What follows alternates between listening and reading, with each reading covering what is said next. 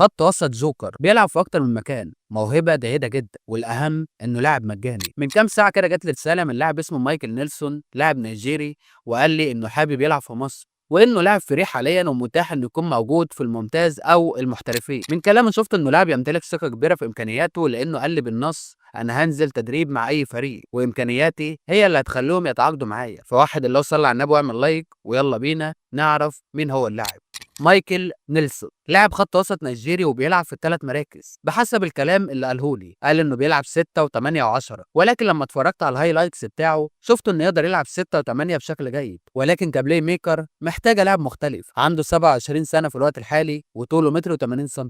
مايكل بدأ مع نادي الكنيمي النيجيري، ثم انتقل الى كاستينا يونايتد، بعده الى ريمو ستارز فاندريز. لعب لاكتر من نادي، والموسم قبل اللي فات كان موجود مع نادي تشميني سيتي الاثيوبي، وهناك قدم افضل مستويات على مدار مسيرته. كان بيقدم مستوى هايل، واحد من افضل لاعبي الدوري، ولكن بسبب مشاكل في النادي بتاعه تقريبا اتوقف، علشان بعدها ينتقل الى انيمبا احد اكبر انديه نيجيريا. ولكن لاسباب تعاقديه اللاعب طلب الرحيل، وفعلا رحل، وعنده اكتر من عرض حاليا من اثيوبيا، ولكن عاوز يلعب في الدوري المصري. لما جات لي رساله قلت يمكن لاعب ضعيف فنيا وحابب يسوق نفسه، بس فعلا انا شفت لاعب خط وسط جيد جدا في الاستلام والتسلم. لاعب عنده سيطره جيده على الكوره، مجهود كبير في الملعب ما شاء الله، كورته كويسه، جوده التمريرات الاماميه بتاعته هايله جدا، استكشاف هايل للملعب، سريع، قدرات جسديه ممتازه ما شاء الله. من الهايلايتس اللي شفته له تقدر تقول كده انه لاعب جيد، ولكن طبعا ما اقدرش اقدم لك تقييم نهائي لان ما شفتش ليه مباريات. لما سالته على الجزئيه دي اقنعني بشكل كبير، قال لي لانه مش موجود ليه مباريات كامله،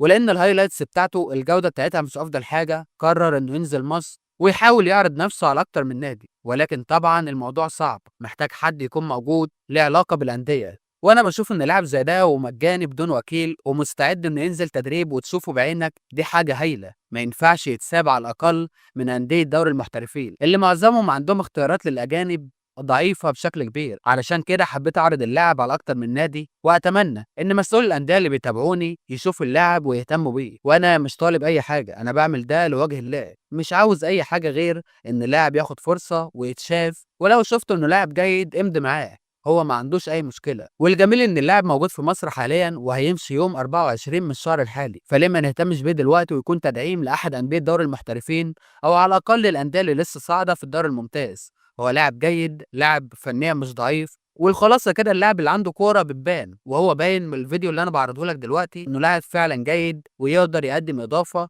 لمعظم انديه دوري المحترفين او حتى الانديه اللي لسه صاعده في الدوري المصري الممتاز. فمره تانية اتمنى من كل الناس اللي بتتابعني، سواء جمهور او حتى مسؤول الانديه، الناس اللي لها علاقه بانديه الدوري الممتاز او حتى المحترفين، يهتموا باللاعب وهو ما عندوش اي مشكله انه ينزل تدريب وتشوفه، وفي الاخر القرار ليك، اللاعب يكمل او لا.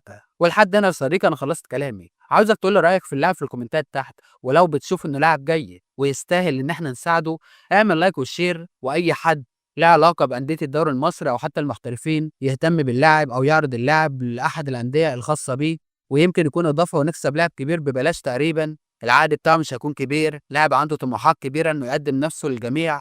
فاتمنى كل الناس تهتم باللاعب ده لوجه الله، يعني زي ما انا بعمل دلوقتي. وفي الاول وفي الاخر انا حاولت اساعد وبعرضه على اكتر من نادي، اتمنى له التوفيق. وانا بقولها مره تانية، انا مش عاوز اي حاجه من ورا اللاعب ده، انا بعمل كده لوجه الله. هستنى الكومنت بتاعك لانه يهمنا جدا. واخيرا اتمنى توحد الله وتصلي على النبي، واعمل لايك وسبسكرايب وفعل زر الجرس، واوعى تنسى تعمل لايك وفولو للصفحه الرسميه على فيسبوك اللي اسمها طوفان اهلاوي او اللي اسمها سكاوت اي كيو. بنتكلم كتير جدا في الكوره هناك، فخش اعمل لايك وفولو وتابع كل جديد. نتقابل بخير، سلام.